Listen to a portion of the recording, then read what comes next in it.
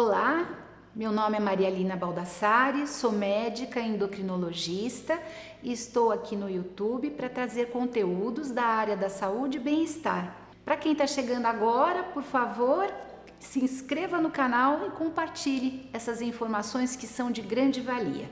Hoje eu vou falar sobre transtornos da ansiedade. É um tema muito importante. Quem nunca teve uma crise de ansiedade? Eu não estou falando da ansiedade, aquela boa, que a gente tem na véspera de uma viagem, quando a gente está esperando a notícia se nasceu menino, menina, no hospital, na maternidade, ou então se a gente passou ou não no vestibular, conseguiu uma nota boa no Enem. Essa ansiedade é uma ansiedade normal, porque é uma adaptação do organismo a uma situação de desafio. Nós temos uma resposta biológica para a gente enfrentar essa situação desafiante. Então, é normal que você tenha essa sensação de ansiedade e isso não é patológico. Eu vou falar sobre o transtorno de ansiedade. Essa sim é uma situação doentia, patológica. Por quê? Porque o grau de ansiedade, de angústia que a pessoa apresenta é muito intensa, gera muito sofrimento e é desproporcional ao fator estressor. Então, a gente tem um estado de ansiedade persistente por mais de 6 meses, com uma resposta desproporcional, uma angústia, um medo intensos e às vezes nem tem, assim, diretamente um fator de estressor ligado. Então, essa pessoa vai ter um bloqueio, um déficit no seu rendimento de trabalho, nas suas tarefas diárias e vai ter implicações na sua vida social, na sua vida profissional, amorosa, familiar, vai comprometer a qualidade de vida dessa pessoa significativamente. E a gente tem uma pesquisa do Ministério da Saúde aqui do Brasil, do ano de 2020, no início da pandemia, que eles fizeram para avaliar como é que estava o estado de saúde mental das pessoas. E eles verificaram entre os 17 mil entrevistados que 86,5% das pessoas entrevistadas apresentavam algum grau de ansiedade. Gente, é uma loucura, Será o mal do século? Assim como no Brasil a gente tem a ansiedade nesse padrão de vida moderno que a gente tem no mundo todo, Então realmente é uma coisa endêmica e é uma característica do nosso século. Assim como lá no século XIV a gente teve a peste bubônica, aquelas marcas de pele como uma marca do século, talvez a ansiedade seja uma marca, infelizmente, do nosso século. Então vamos falar um pouquinho desse transtorno de ansiedade. O transtorno de ansiedade, que é a doença, ela apresenta vários sinais. A pessoa fica irritadiça, inquieta, com tensão muscular, ela fica fatigada, e ela começa a apresentar uma série de sinais e sintomas psicossomáticos. Aí ela faz aquela via sacra nas especialidades médicas. Ela começa no cardiologista porque ela sente taquicardia,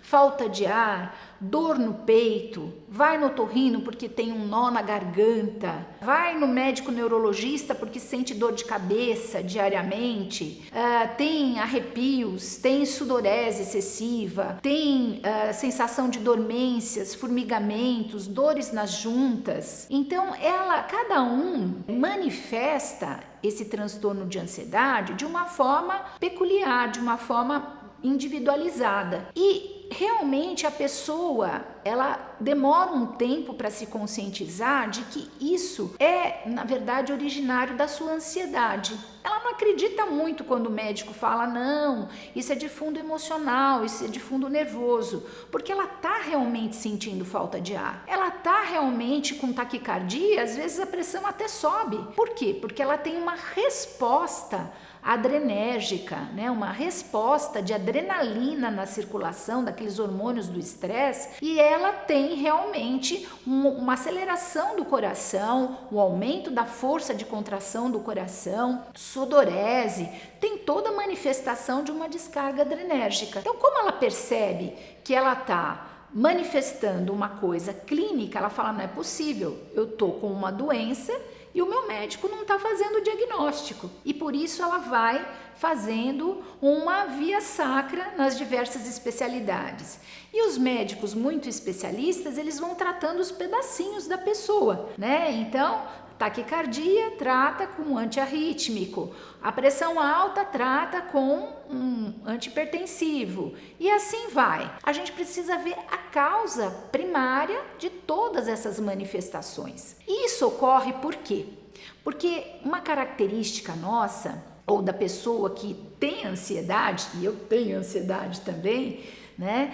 É que ela se projeta no futuro e ela começa a imaginar todas as possibilidades de um evento. Então vamos supor que você tenha um TCC para entregar, um trabalho importante, um relatório para entregar para o seu chefe, né? E você fica imaginando, puxa, eu ainda não fiz, será que ele vai gostar do relatório, mas não vai dar tempo de eu fazer daquele jeito, e ele pode falar isso, pode falar aquilo. Você imagina todas as possibilidades. E eu vou contar um segredo para vocês. O nosso cérebro, ele não sabe distinguir, em termos de reação biológica, de produção hormonal, o que é real do que é imaginário.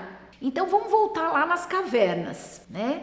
Antigamente, lá muito antigamente, quando a gente estava nas cavernas e que aparecia um leão na porta, um bicho grande, a gente tinha uma liberação de uma grande quantidade de hormônios de estresse, cortisol principal, para a gente ter uma reação, né, à altura, ou a gente luta ou a gente foge. Essa resposta biológica que foi desenvolvida para nossa sobrevivência é muito eficaz e existe até hoje. E é por isso que a gente está aqui gravando o vídeo, né? Senão a gente teria sido extinto. Mas o que acontece? Hoje em dia, a gente, via de regra, não tem um leão na porta da nossa casa, ameaçando a nossa vida. Mas a gente, com essa projeção para o futuro, a gente imagina uma série de situações que são realmente até dramáticas e que fazem com que a gente tenha essa resposta biológica, né?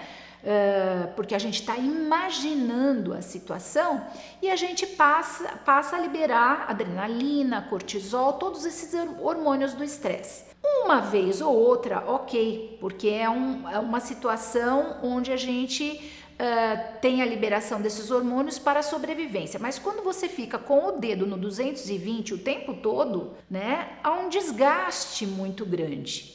E daí você apresenta todo esse quadro que eu falei, né, levando a um esgotamento. Se a gente for pensar em termos bioquímicos lá, dos nossos neurotransmissores, que são aquelas substâncias, aqueles hormônios que estão lá fazendo a conexão de um neurônio com o outro, de uma célula nervosa com a outra, a gente tem o esgotamento. Porque imagina, ficar assim pensando em todas as possibilidades, o quanto a gente produz e gasta e consome esses neurotransmissores, tá? Então, os hormônios vinculados a uma situação de estresse são o cortisol e a adrenalina como resposta. A gente tem a serotonina, que é o hormônio, o neurohormônio do bem-estar e da felicidade, do relaxamento. Ele está diminuído, você começa a ter diminuição desses níveis de serotonina lá no sistema nervoso central. E a gente tem diminuição de outros neurohormônios também, mas eu estou falando assim principalmente dos hormônios mais envolvidos. Então, nós temos o GABA, que é o ácido gama-aminobutírico, é também um hormônio muito importante no sistema nervoso central e ele é inibitório. Então, se ele está diminuído nesses quadros de transtorno de ansiedade, a gente tem o quê? A gente sente as coisas de forma muito intensa, tá? Então, a gente precisa melhorar o nível de GABA para inibir um pouquinho toda essa percepção, essa sensibilidade. Bom, vamos falar um pouco do tratamento desses transtornos de ansiedade. Quando a gente está nadando no mar revolto, na verdade morrendo afogado no mar revolto, né? Não adianta nada a pessoa que vai lá, o bombeiro que vai tentar salvar essa pessoa, chegar lá e falar assim, olha, agora você bate o bracinho, bate a perninha agora. Não adianta, se a pessoa está morrendo afogada, o que ela precisa é de alguém que tire ela da água e salve a vida dela. Então, esse tratamento mais crítico, né, mais agudo, da fase mais difícil, é feito através do médico psiquiatra, que é o especialista que trata desses transtornos, com medicações antidepressivas, ansiolíticas e outras. Então, ele vai prescrever essas medicações por um tempo maior de 6 meses e a medicação, a dose também tem que ser acertada individualmente, tá? Não adianta ficar tomando subdose, porque a gente corre o risco de cronificar esse quadro. Então precisa tomar a dose correta pelo tempo necessário. E é o médico psiquiatra que vai determinar isso. A psicoterapia deve ser feita em paralelo. Por quê? Porque o psicoterapeuta, ele vai ajudar você a aprender a nadar nesse mar revolto que é a vida. Ele vai te dar as dicas, ele vai ser o seu coach e vai mostrar para você através do seu autoconhecimento, assim, de você lidar, como você lidar melhor com as situações da sua vida. Então, eu vou falar um pouquinho do momento em que você já passou pela fase mais crítica, né? Já está sendo medicado, já está fazendo psicoterapia. Como é que você vai se preparar para não ter mais esse transtorno que é muito desagradável? Você tem de criar uma condição mais adequada para você. A primeira coisa é, se possível, evitar o fator estressor, né? Assim, os gatilhos que fazem você entrar nesse quadro de ansiedade. Dizem que ansiedade é o medo não resolvido, né? Então, você tem de procurar evitar. Mas vamos supor que seja o seu trabalho, e o trabalho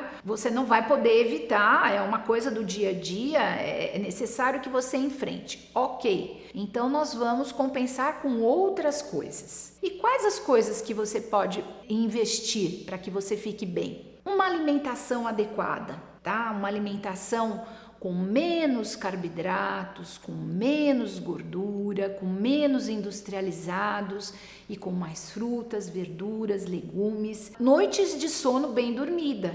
A gente tem de investir no lazer, né? Então, passar mais tempo em contato com a natureza. Podemos investir em música. A música, ela tem o poder de fazer com que a gente sintonize numa frequência diferente. Ela tira a gente daquela sintonia e faz com que a gente se conecte com outra faixa de vibração. Músicas ritmadas, tá? São importantes para dar ritmo na vida da gente. Dançar também é muito importante. Você pode meditar, praticar yoga, respiração, oração, né? Dentro da sua linha filosófico-religiosa, você pode também rezar, isso te leva para uma outra sintonia. E você deve diminuir café, deve diminuir álcool, nem pensar em energéticos, em coisas assim que te deixem muito pilhado, muito nervoso. Você vai encontrar o seu próprio caminho, né? A gente tem a solução muitas vezes dentro da gente. A gente precisa pausar um pouquinho,